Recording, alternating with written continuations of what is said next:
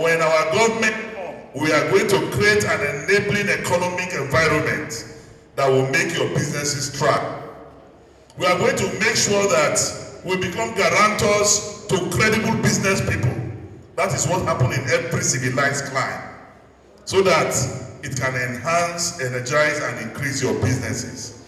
And we are going to industrialize the states. And because we are industrializing the states, your businesses will strive.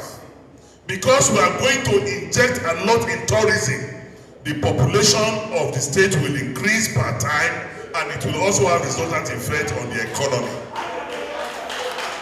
Kogi State is too rich to be poor. Kogi is supposed to be the richest state in the Federal Republic of Nigeria, because the mineral resources we have, no other state have it.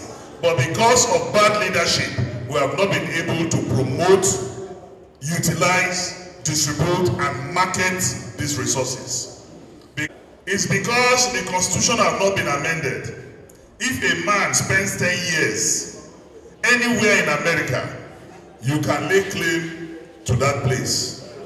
That is why Clinton was a governor in Arkansas and the wife was a senator from New York. Because there is no state of origin in America. What you have is state of residence. Anywhere you reside at that time is your state.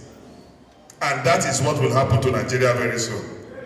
So I want to appreciate that you have been living in this community and you are living peacefully. We've never had any problem with the Igbos in Kabba. That relationship festered. I'm going to have a clear relationship with you, and the gate of government house is open to you at all times. I promise.